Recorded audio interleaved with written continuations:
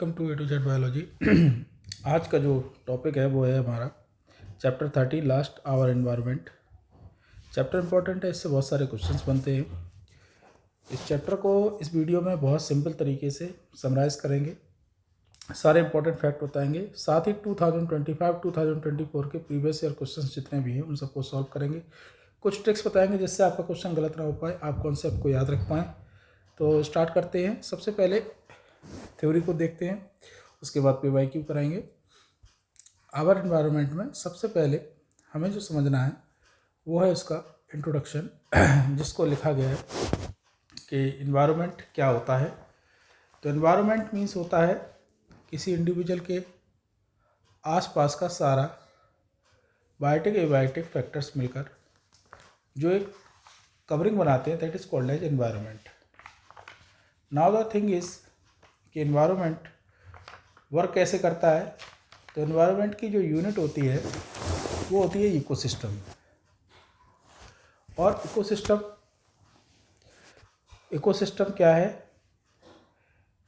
जितने भी ऑर्गेनिज्म हैं, प्लांट्स हैं, एनिमल हैं, माइक्रोब्स हैं या ह्यूमंस हैं, उन सबके आसपास एक फिजिकल सराउंडिंग है और ये आपस में एक दूसरे से इंटरेक्ट करते हैं। यानी कि एक सराउंडिंग है जिसमें एबायोटिक कंपोनेंट भी हैं प्लस बायोटिक कंपोनेंट भी है, सपोज करिए, और ये आपस में सब इंटरेक्शन करते हैं, that is called as ecosystem. किसी एक इकोसिस्टम जो होते हैं वो दो प्रकार के होते हैं। इकोसिस्टम जो होते हैं वो दो प्रकार के होते हैं। जितने भी इंटरेक्टिंग ऑर्गेनिज्म होते हैं वो एक साथ एक एरिया को शेयर करते हैं और उनके साथ साथ लिविंग नॉन लिविंग कंस्टिट्यूएंट भी, यानी नॉन लिविंग पार्ट भी रहता है एनवायरनमेंट का, और ये सब मिलकर क्या बनाते हैं? इकोसिस्टम। यानी इकोसिस्टम में दो चीज़ें होती हैं। तो कंपोजिशन से पहले हम इकोसिस्टम के थोड़े से टाइप पढ़ लेते हैं। वैसे तो इकोसिस्टम दो चीज़ों से मिलकर बना होता है, एबायोटिक फैक्टर। इकोसिस्टम दो चीज़ों से मिलकर बना होता है, abiotic factor plus biotic factor. तो इसको मिलाकर कहते हैं ecosystem. Abiotic and biotic. Biotic में सारे लिविंग्स आ जाते हैं, माइक्रोब्स आ जाते हैं, और एबायोटिक में आ जाता है सनलाइट, टेम्परेचर, वाटर, सॉइल, ये सब। इकोसिस्टम कितने प्रकार का होता है? तो इकोसिस्टम होते हैं दो टाइप के, नेचुरल और आर्टिफिशियल। नेचुरल जो नेचर में पाए जाते हैं, इनमें से एक्वाटिक यानी कि वो जो है वाटर में, टेरेस्ट्रियल वो जो लैंड एरिया पर है, आर्टिफिशियल जो होते हैं वो ह्यूमन मेड होते हैं, जैसे एक्वेरियम, जैसे कि गार्डन, जैसे कि क्रॉप फील्ड। एक्वाटिक दो टाइप के होते हैं, एक फ्रेश वाटर होता है और एक सी वाटर होता है। फ्रेश वाटर में भी दो होते हैं, लैंटिक, लोटिक, यानी कि एक जो स्टैंडिंग वाटर होता है और एक जो फ्लोटिंग वाटर यानी कि रनिंग वाटर होता है उसका। कंपोजिशन ऑफ इकोसिस्टम दो तरीके के होते हैं। एबायोटिक फैक्टर, इसके अंदर आता है आपका जितना भी sunlight, temperature, water, rain, wind, जितने भी सॉइल, मिनरल्स, ये सारे के सारे एबायोटिक फैक्टर्स होते हैं। बायोटिक फैक्टर्स जो होते हैं, जो लिविंग होते हैं, उनको कहते हैं बायोटिक फैक्टर। जैसे प्रोड्यूसर्स क्या होते हैं? प्रोड्यूसर्स वो होते हैं जो फोटोसिंथेसिस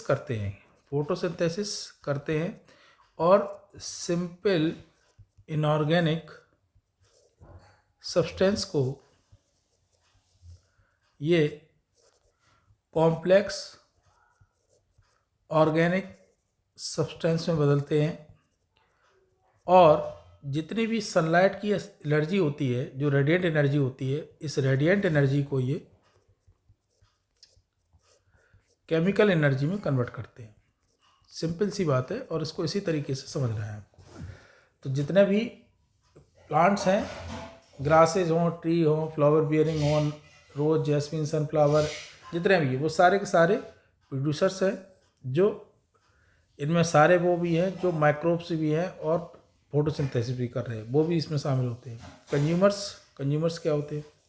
कंज्यूमर्स वो होते हैं जो इन प्रोड्यूसर से अपना फूड लेते हैं, यानी कि कंज्यूमर्स आर डायरेक्टली और इनडायरेक्टली डिपेंड ऑन प्रोड्यूसर्स, क्योंकि जितना भी रेडिएंट एनर्जी है सनलाइट की वो सबकी सब केमिकल एनर्जी में कन्वर्ट हो गई। कहाँ कन्वर्ट हुई है? प्रोड्यूसर में।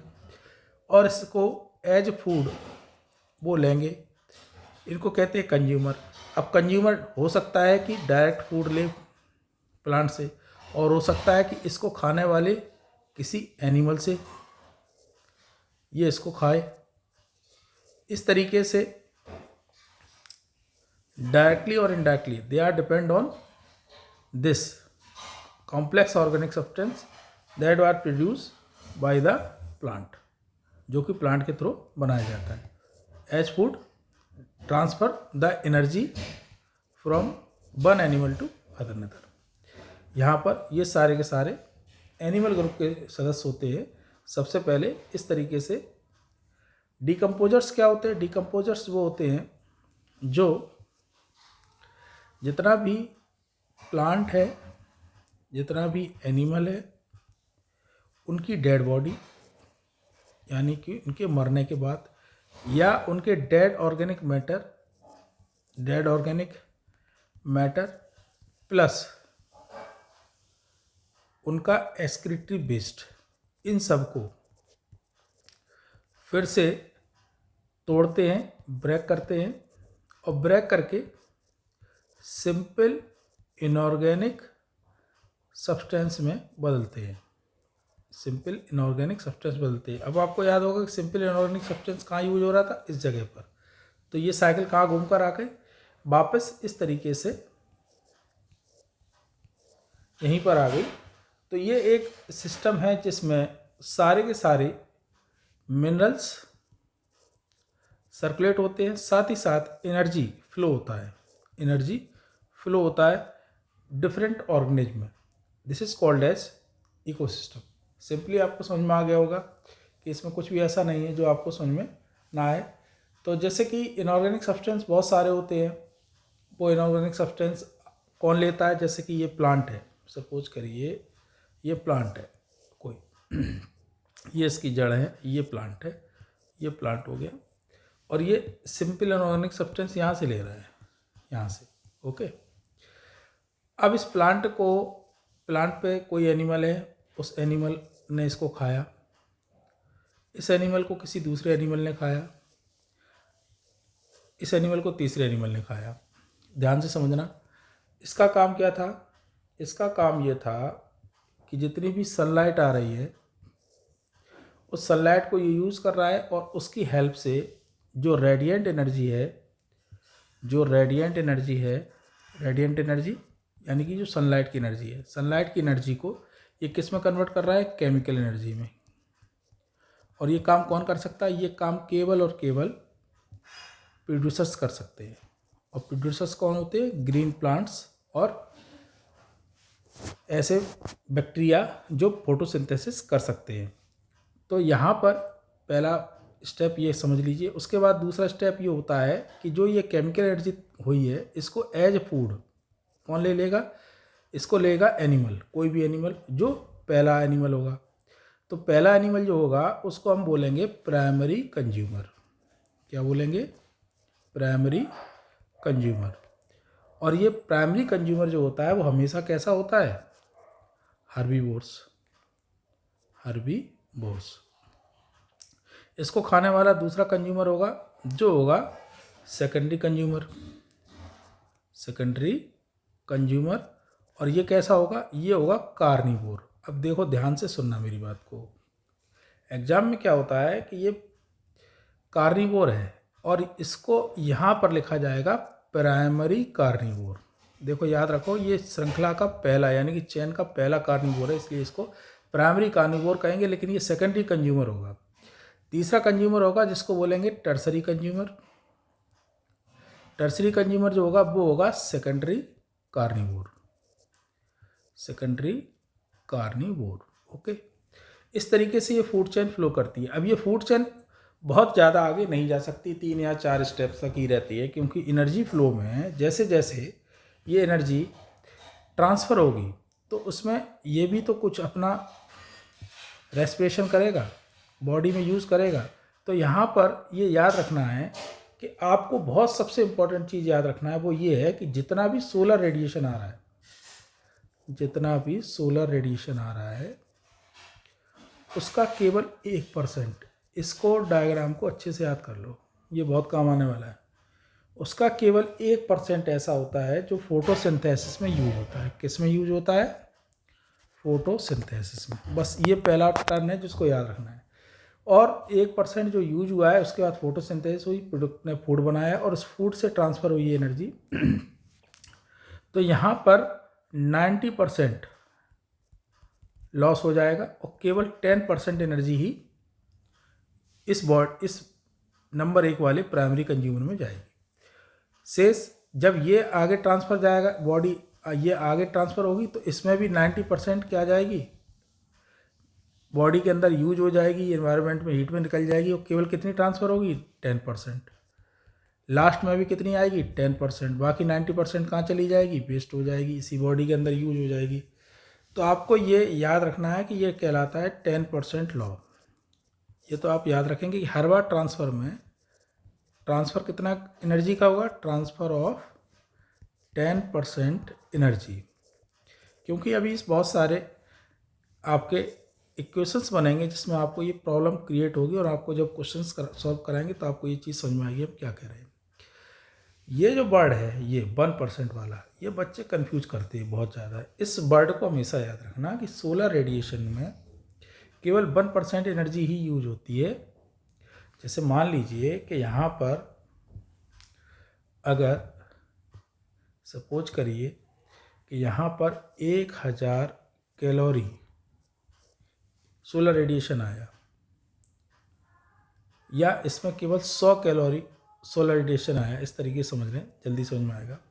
तो यहाँ केवल 1% ही फोटोसिंथेसिस में यूज होगा और हर बार जो ट्रांसफ़र होगा उसमें केवल 10% एनर्जी ही ट्रांसफ़र होगी। ये आपको याद रखना है। ये हमने पहले बता दिया, 10% लॉ, ये है ट्रिक, इसको हमेशा भूलना नहीं है। अब दूसरी बात इसमें ये आ जाती है कि इसमें कुछ एक चीज़ें दी गई हैं, जैसे एक्वेरियम का एक इक्वेशन दिया गया था समझाने के लिए, और कभी ऐसा पूछा जाता है कि किस तरीके से, तो हम उसको PYQ में कवर करेंगे। पहले आप जो चीज़ समझनी है वो हमने आपको समझा दी। अब आपको 2-3 वर्ड याद करना है। एक है हर्बीवोर्स, वो जो प्लांट्स को खाते हैं। एक होते हैं कार्निवोर्स, जो एनिमल्स को खाते हैं।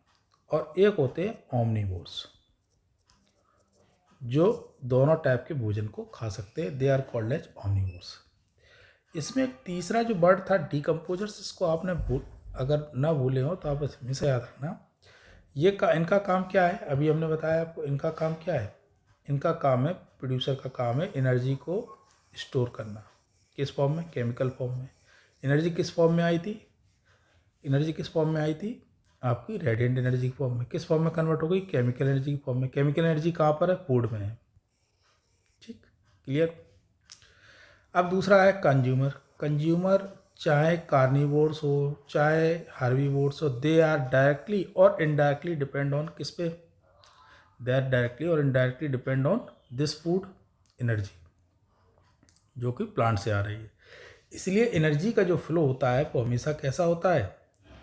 Uni directional. कभी भी ऐसा नहीं होता कि रेडिएंट एनर्जी से केमिकल एनर्जी बन गई अब ये वापस चली जाए। ये वापस नहीं हो सकती कि केमिकल एनर्जी से फिर से सूरज में चली जाए वापस, ऐसा नहीं होगा। या फूड बन गया तो फूड के बाद अब ये अगले वाले में ट्रांसफ़र हो गई, इससे वापस बैक नहीं होगी, ये भी याद रखना। इसलिए जो डायरेक्शन है वो एनर्जी फ्लो की डायरेक्शन हमेशा यूनी डायरेक्शनल होती है। क्लियर। दूसरी बात यह है कि जो कंज्यूमर्स होते हैं वो 3 तरीके के होते हैं, मेनली प्राइमरी, सेकेंडरी, टर्सरी, जो कि हमने ABC से दिखाई है। प्राइमरी कंज्यूमर हर्बीवोर्स होता है, सेकेंडरी कंज्यूमर कार्निवोर्स होता है, टर्सरी कंज्यूमर भी कार्निवोर्स होता है। लेकिन कुछ ऐसे एनिमल्स भी होते हैं जो ओमनिवोर्स होते हैं, लेकिन उनको हम बाद में डिस्कस करेंगे। डिकम्पोजर्स क्या होते हैं? डिकम्पोजर्स जो होते हैं वो होते हैं बैक्टीरिया,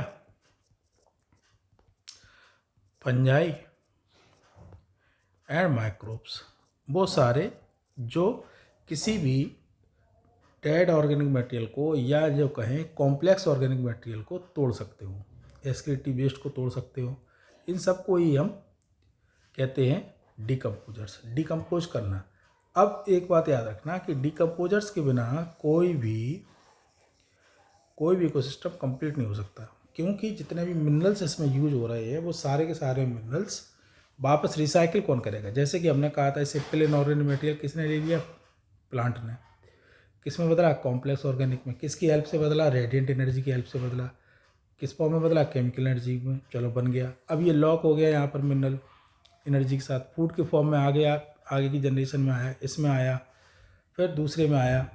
जैसे मान लो ये आया प्राइमरी कंज्यूमर में, फिर उसके बाद सेकेंडरी कंज्यूमर में आया, और उसके बाद टर्सरी कंज्यूमर में आया। तो ये चल रहा है फ्लो में। लेकिन ये जो मिनरल्स इसके अंदर फ्लो कर रहे हैं, जो एनर्जी फ्लो कर रही है, ये वापस फिर सिस्टम में आएगी। कब आएगी, जब ये अपना वेस्ट, क्या कौन सा वेस्ट, जब ये अपना एक्सक्रीटरी वेस्ट दें, या जैसे मान लो कोई पत्ती झड़ गई किसी प्लांट की, कोई पार्ट डेड हो गया, तो ये सब का सब वेस्ट कहलाएगा। और ये सब का सब वेस्ट कहाँ आएगा, सॉइल में। और सॉइल में क्या है, सॉइल में है डिकम्पोजर्स, जो इनको तोड़ देंगे, और तोड़ने के बाद किस में बदल देंगे, सिंपल इनऑर्गेनिक सब्सटेंस में। और सिंपल इनऑर्गेनिक सब्सटेंस को प्लांट फिर ले लेगा, जिसको हमने इस डायग्राम से शो किया है। और हर बार के एनर्जी ट्रांसफर में केवल 10% एनर्जी ट्रांसफ़र होगी, बाकी 90% उस एनिमल या प्लांट के द्वारा यूज़ कर ली जाएगी in the respiration, in the metabolic process. और केवल 10% ही एनर्जी है जो फूड एनर्जी के रूप में अगले लेवल पर जाएगी। अब एक वर्ड यूज़ करना है आपको, एक वर्ड समझना है आपको एक वर्ड समझना है आपको, वो है आपका ट्रॉफिक लेवल।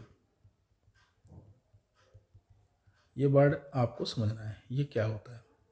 कुछ एक टेक्निकल वर्ड हैं जिनको आपको समझना पड़ेगा। ट्रॉफिक लेवल क्या होते हैं,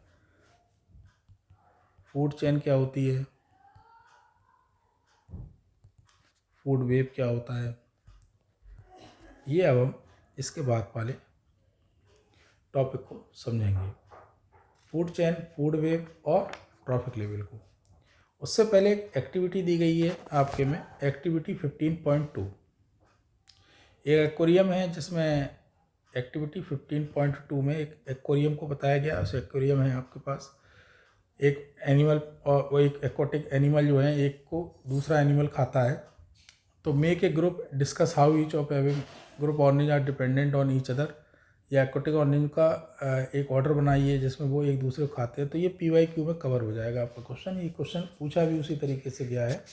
और अब इसमें जो आपको समझना है वो ये समझना है ट्रॉफिक लेवल क्या होते हैं।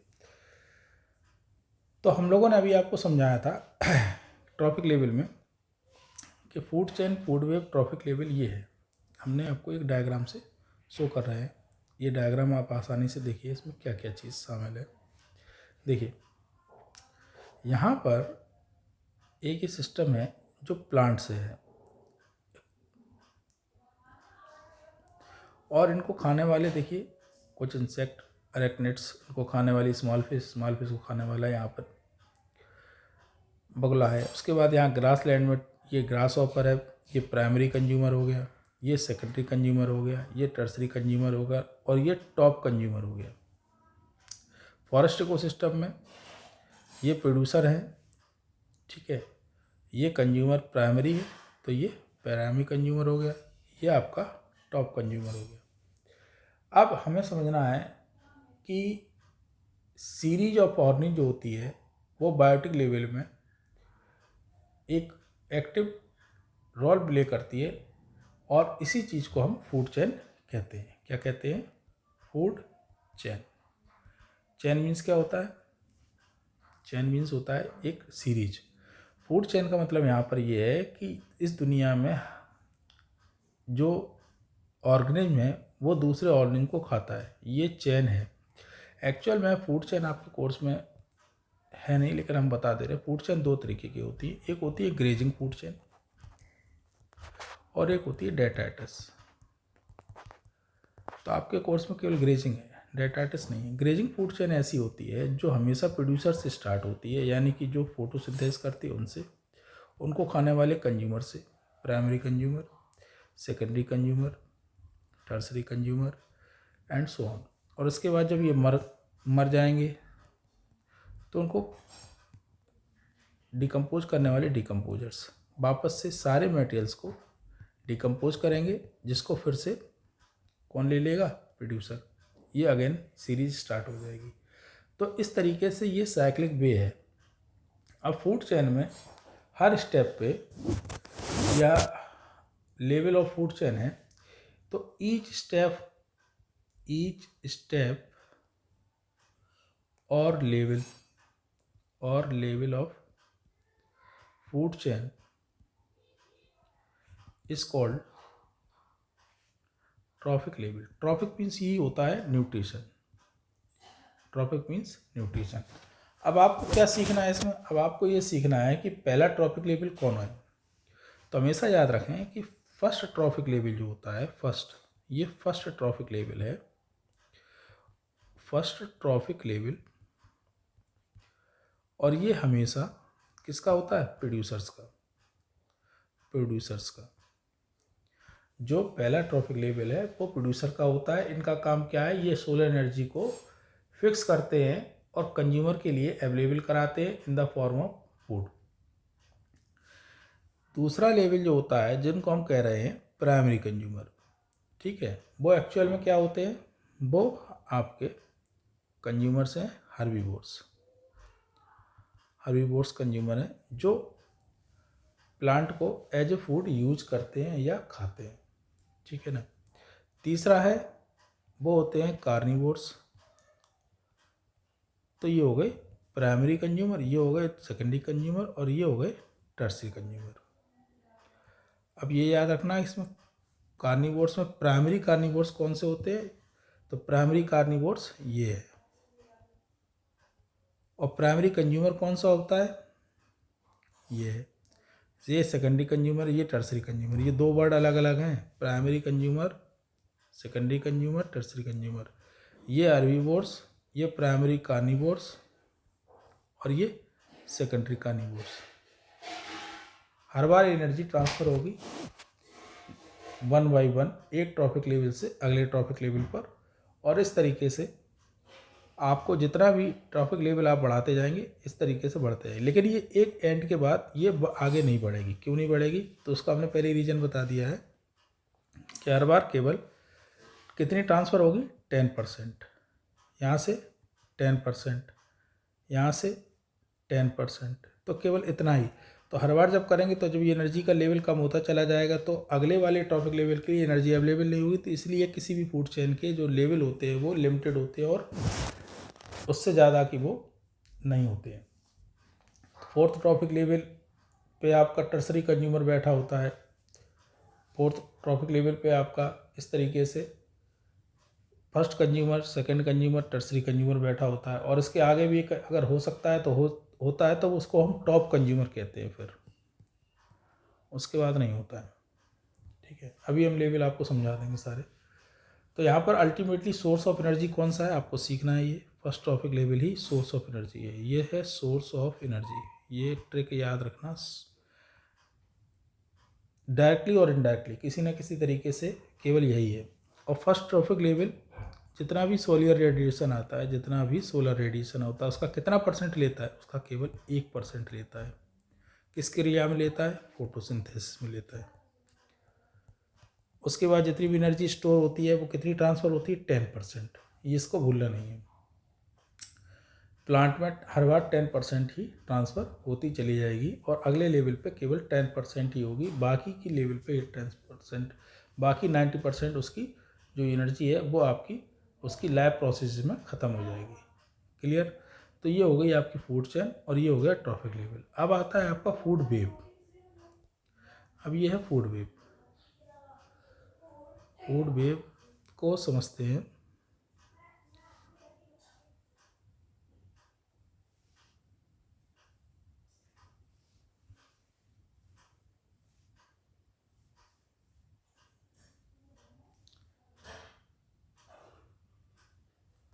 देखिए, ये फूड वेव है आपका। इस फूड वेव में कुछ चीज़ें आपको दिखाई दे रही होंगी, उनको समझना है।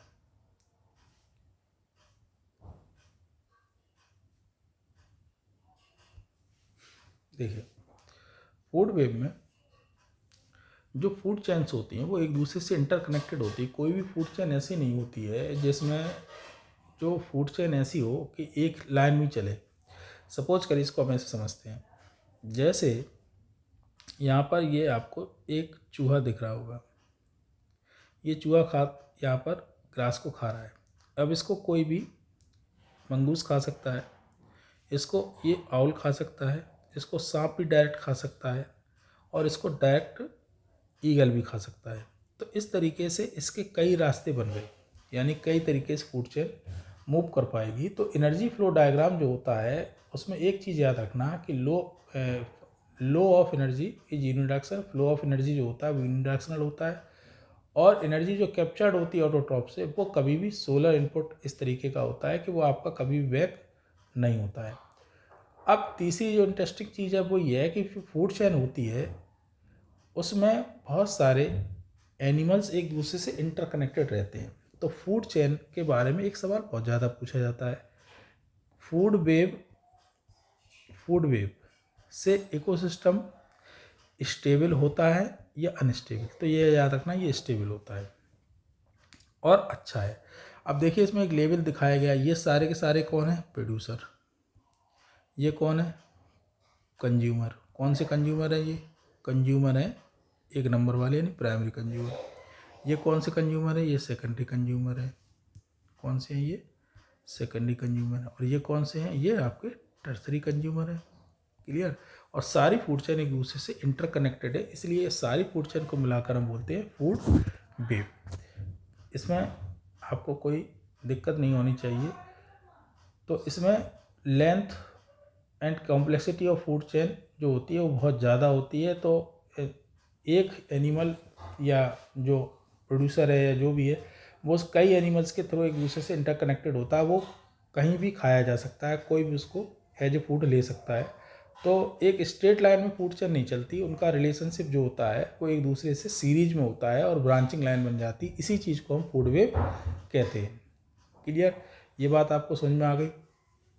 अब एक टर्म और आएगा जो पूछा जाता है, वो है बायोमैग्निफिकेशन। क्या? बायोमैग्निफिकेशन या बायोलॉजिकल मैग्निफिकेशन। ये क्या होता है? फूड चेन में मिनरल्स तो जाते ही जाते हैं, प्लस एनर्जी भी जाती है, सोलर एनर्जी जो केमिकल एनर्जी में कन्वर्ट हो गई। लेकिन इसके साथ साथ एक चीज़ और भी जाती है जो बहुत ज़्यादा इंपॉर्टेंट है और आपको समझनी पड़ेगी। केमिकल्स। सपोज करिए केमिकल्स हैं जो प्रोड्यूसर्स पे आए और प्रोड्यूसर्स के थ्रू दूसरे कंज्यूमर पे गए, फिर उस पे गए, इसके बाद आगे गए और ये टॉप कंज्यूमर तक इस तरीके से पहुँचे। अब इस चीज़ को याद रखना है कि जैसे मान लीजिए यहाँ पर था, इसका कंसंट्रेशन जो यहाँ था वो बहुत कम था, यहाँ पर इसका कंसंट्रेशन बहुत कम था। इसको इस तरीके से समझेंगे, एक डायग्राम था छोटा सा, उसको इस तरीके से समझ लीजिए, हम आपको समझा दे रहे हैं। जैसे मान लीजिए ये फूड चेन है और इस फूड चेन में यहाँ पर कोई केमिकल आया, तो ये केमिकल किससे ट्रांसफ़र हो गया? इस जगह पर आ गया। सपोज करो इसकी कंसंट्रेशन कम है, ये 1 मिलीग्राम है। ये कितना है? 1 मिलीग्राम। ये 1 मिलीग्राम है, 1 मिलीग्राम। ठीक। अब ये 1 मिलीग्राम, अब फ्रॉग ने अगर ज़्यादा 2 खा लिए, 3 खा लिए, तो कितने पहुंच गए इसके पास? 2 मिलीग्राम पहुंच गया। और किसी स्नेक ने कई मेंढक खाए, 3-4, तो इसके पास कितना हो गया? 8 मिलीग्राम। और ऐसे 8 मिलीग्राम वाले स्नेक्स को 2 को खा लिया तो कितना हो गया? 16 मिलीग्राम। अभी तक यहाँ पर केवल 1 मिलीग्राम था। ये level by level, trophic level पर जैसे जैसे आगे बढ़ रहे इसकी क्वांटिटी बढ़ती जा रही है। जब ये टॉप लेवल पर चला जाएगा तो इसका कंसंट्रेशन सबसे ज़्यादा होगा। तो इस तरीके से जो कंसंट्रेशन हर ट्रॉपिक लेवल पे बढ़ता जा रहा है, इसी चीज़ को हम कहते हैं बायोमैग्निफिकेशन।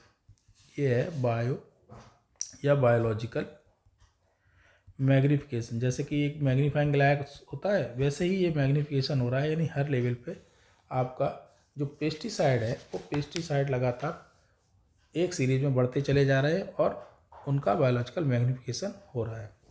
तो ये आपका केवल कॉन्सेप्ट था, इस कॉन्सेप्ट को आप पढ़ लीजिए और पढ़ने के बाद फ्लो डायग्राम में कन्वर्ट कर लीजिए, इसको फ्लो डायग्राम बना लीजिए इसका। और इसके बाद अगले वीडियो में हम आपको आपकी जो ह्यूमन एक्टिविटीज़ हैं और वो कैसे अफेक्ट करती हैं उनको बताएंगे। साथ ही साथ अगर हम इसको एक साथ बनाते हैं तो ये वीडियो काफ़ी लंबा हो जाएगा, लेकिन चलिए देखते हैं नेक्स्ट स्टेप हम उठाते हैं इसी वीडियो में आगे। That is how do our activities affect the environment. अब इस चीज़ को समझना है ये कैसे अफेक्ट करती है एनवायरनमेंट को, एक्टिविटीज़ कैसे अफेक्ट करती हैं। कैसी एक्टिविटीज़, देखो इसमें याद रखना कि ह्यूमन एक्टिविटीज़ जितनी भी हैं उससे बहुत ज़्यादा पॉल्यूशन फैल रहा है। क्या हो रहा है? पॉल्यूशन। ये पॉल्यूशन क्या होता है? पॉल्यूशन मीन्स होता है undesirable change in the water, soil, air, which have harmful effect to humans and other organisms। एक तो ये चीज़ समझना है। दूसरी चीज़ ये समझना है आपको, कि आपको जो लेवल है वो है आपका एक ओजोन लेयर। ओजोन लेयर क्या होती है और ओजोन क्या होती है पहले उसको समझते हैं। आप लोग ऑक्सीजन को जानते हैं, ऑक्सीजन का फार्मूला होता है O2 इस तरीके से। तो ओजोन का फार्मूला जो होता है वो O3 होता है, यानी कि ऑक्सीजन जो होती है उसमें एक ऑक्सीजन मॉलिक्यूल और मिल जाए तो ये O3 यानी कि ओजोन बना लेता है। अब ये ओजोन जो होता है वो होता है एक पॉइजन, लेकिन ये पॉइजन कहाँ पर है? अर्थ सरफेस पर है।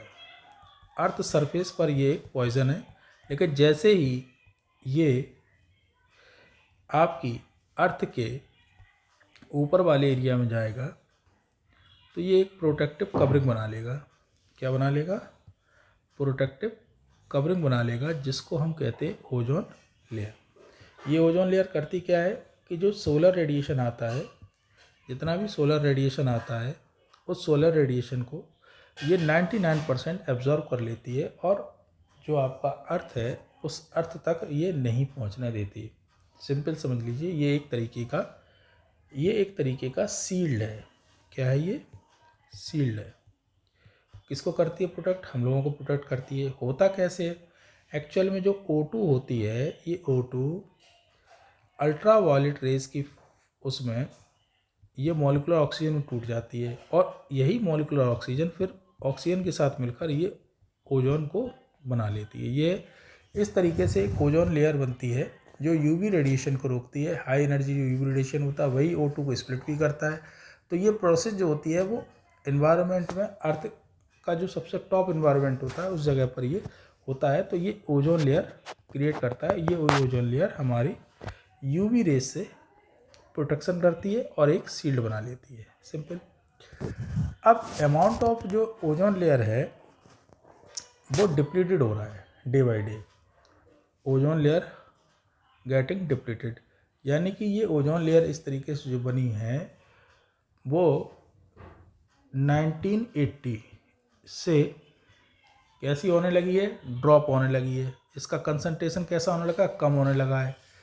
अब इसको क्यों हुआ कम? तो इसका लिए एक केमिकल जिम्मेदार है। उस केमिकल का नाम है क्लोरोफ्लोरोकार्बन, जिसको बोलते हैं CFCS, क्लोरोफ्लोरोकार्बन। क्लोरो इस तरीके से, फ्लोरो और कार्बन। क्या काम करता है क्लोरोफ्लोरोकार्बन? क्लोरोफ्लोरोकार्बन एक ऐसा केमिकल है जो रेफ्रिजरेटर और फायर एक्सटिंग्विशर में यूज होता है। यानी कि एक तरीके का AC और रेफ्रिजरेटर जितने भी होते हैं उनके लिए कूलिंग कंटेंट होता है। अब इस पर दिक्कत क्या है कि ये CFC जो होता है वो मॉलिक्यूलर ऑक्सीजन से रिएक्शन कर देता है, जिसकी वजह से ओजोन नहीं बन पाती है। तो ये जो CFC है उसका प्रोडक्शन घटना चाहिए। इसके लिए एक सबमिट हुई है यूनाइटेड नेशंस एनवायरनमेंट प्रोग्राम, जिसको बोलते हैं यूनेप। ये वर्ड आपको याद रखना है, यूनेप। और यूनेप ने 1987 में सारे देशों ने मिलकर इस तरीके का एक प्रोग्राम बनाया कि आप जो CFC है उसका प्रोडक्शन घटाएंगे और उसको 1986 के लेवल पर लेकर आएंगे। यानी कि अब इसके बाद आप जो है CFC का प्रोडक्शन कम से कम करेंगे। CFC फ्री रेफ्रिजरेटर बनाए जाएंगे कि CFC फ्री एयर कंडीशन बनाएंगे, इस तरीके से ये चीज़। तो आपको ये एक पॉइंट ये रखना। दूसरा है managing the garbage we produce. ये दूसरा टॉपिक है, इसी के साथ जुड़ा हुआ छोटा सा टॉपिक है। आप जो प्रोडक्ट यूज़ कर रहे हैं वो हम लोग, इसका है managing the garbage we produce. तो हमारी डेली एक्टिविटीज़ में बहुत सारा मटेरियल है जो हम लोग यूज़ करते हैं, वेस्ट मटेरियल होता है। तो वेस्ट मटेरियल हमारी कई सारी एक्टिविटीज़ की वजह से ये वेस्ट मटेरियल हमारी इन्वायरमेंट को कहीं ना कहीं अफेक्ट करता है। जैसे कि हम लोगों ने लैब प्रोसेस में पढ़ा था कि हमारी बॉडी में बहुत सारे एंजाइम्स होते हैं जो बहुत सारी चीज़ों को तोड़ देते हैं जो हम चीज़ें खाते हैं। एंजाइम स्पेसिफिक होते हैं, अपना स्पेसिफिक फंक्शन करते हैं, लेकिन बहुत सारी चीज़ें ऐसी होती हैं जो इस तरीके की होती है कि वो ब्रेकडाउन नहीं होती। क्या नहीं होती? ब्रेकडाउन नहीं होती हैं। और ब्रेकडाउन जो चीज़ नहीं होती है वो एक तरीके से पूरी इकोसिस्टम में रिसाइकिल नहीं हो सकती, वो वापस सिस्टम में नहीं आती। जैसे कि हम ये समझें कि हम लोग खाना खाते हैं लेकिन हम लोग कोयला क्यों नहीं खाते, ये क्वेश्चन पूछा गया है। क्योंकि कोयले को पचाने के लिए हमारे पास क्या नहीं है? एंजाइम्स नहीं है। ठीक वैसे ही प्लास्टिक जो होती है वो टूटती नहीं है, ब्रेक नहीं होती, क्योंकि बाकी सबको बैक्टीरिया और अदर सेप्रोफाइट जो है तोड़ फोड़ के वापस मिनरल में कन्वर्ट कर देते हैं, लेकिन प्लास्टिक जो है वो टूटती नहीं है। तो जो चीज़ टूट जाती हैं, ब्रेक हो जाती हैं, उनको बोलते हैं बायोडिग्रेडेबल। और जो चीज़ नहीं टूटती हैं माइक्रोब्स के थ्रू, उनको कहते हैं नॉन बायोडिग्रेडेबल। सिंपल। तो आपको ये दो टर्म्स याद रखने पड़ेंगे कि substance that are broken down by biological process called biodegradable and the substance which cannot breaks by the biological process called as non biodegradable। तो इस तरीके से अलग अलग कंडीशंस में बहुत सारे ऐसे नॉन बायोडिग्रेडेबल सब्सटेंसेस जो हैं वो इन्वायरमेंट को पॉल्यूट कर रहे हैं, टूटते नहीं हैं। और ये सब्सटेंस जो होते हैं वो सिंपली परसिस्ट करते हैं, इन्वायरमेंट में बने रहते हैं लॉन्ग टाइम तक। और वेरियस मेंबर्स जो इकोसिस्टम के बहुत सारे मेंबर्स हैं, बहुत सारे जो एनिमल्स हैं, प्लांट्स हैं, उन सभी को ये इस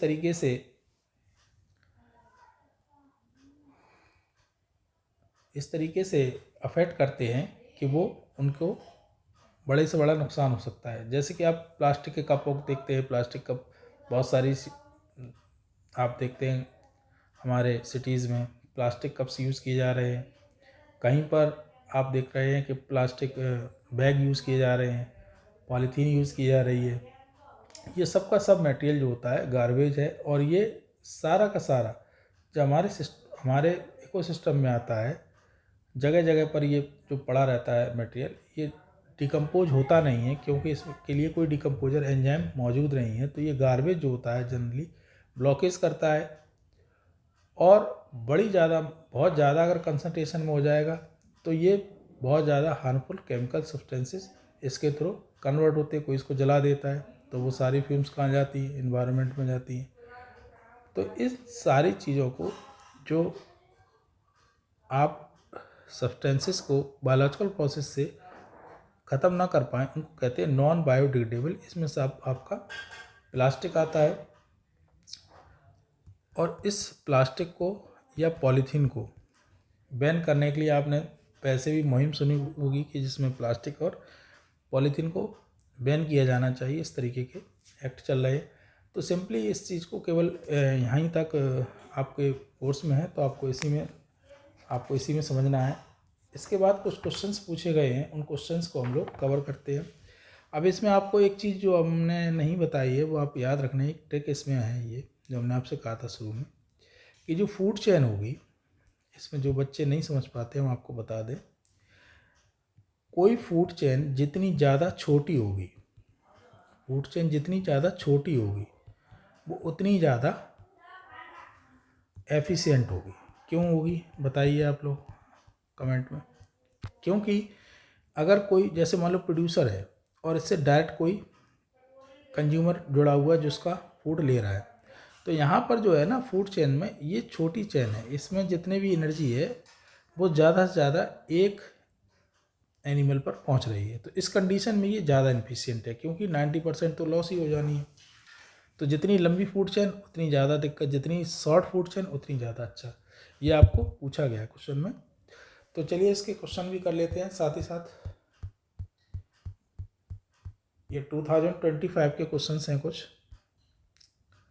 जैसे ये पूछा गया है, food web is network of several food chain operate in ecosystem. दूसरा पूछा गया, food web decrease the stability of ecosystem.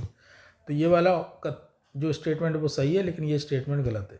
दूसरा है, the example of natural man made system are respectively. अब देखिए इसमें कौन सा है, हमने पहले ही आपको क्लियर करवा दिया था। गार्डन्स मैन मेड होती हैं और लेक्स नेचुरल होती हैं, simple. Next, human activity that are affecting the environment, तो minimizing the use of chlorofluorocarbon, इससे तो एनवायरनमेंट अच्छा होगा। दूसरा, excessive use of disposable cup and, ये होगा excessive use of disposable cups and plate. Next है, वाई आर द ऑर्निंग of first trophic level important in any food chain. तो ऑर्निंग फर्स्ट ट्रॉफिक लेवल पर वो होते हैं जो रेडिएंट एनर्जी को केमिकल एनर्जी में कन्वर्ट करते हैं, यानी फूड बनाते हैं, और उसी फूड को फूड चेन में भेजा जाता है। तो फर्स्ट ट्रॉफिक लेवल किनका होगा, उनका जो प्रोड्यूसर्स हैं। Justify the following statement, the flow of energy in an ecosystem is unidirectional. तो हमने जैसा कि हमने समझाया था आपको, वैसे ही पॉइंट्स में लिख देना है कि रेडिएंट एनर्जी एक बार केमिकल एनर्जी में कन्वर्ट होने के बाद वापस से रेडिएंट एनर्जी में कन्वर्ट नहीं हो सकती, और जो फ्लो ऑफ एनर्जी है वो हमेशा यूनिडायरेक्शनल रहता है, वो प्रोड्यूसर टू कंज्यूमर और कंज्यूमर टू अदर कंज्यूमर जाता है, इसलिए ये यूनिडायरेक्शनल होता है। नेक्स्ट है, if the food chain given below select the most efficient food chain. तो इसमें देखो हमने जैसे कि बताया था ट्रिक में, तो इसका एग्जाम्पल प्लांट्स एंड मैन है, तो आपको ऐसे ही याद रखना है इसको। नेक्स्ट है, why are the decomposers, what are the decomposers, give two examples, state how the maintain balance in an ecosystem. तो जैसा कि हमने बताया 3 काम होते हैं इसके, तीनों काम आप बता दीजिए, क्लियर हो जाएगा कि डिकम्पोजर्स क्या होते हैं।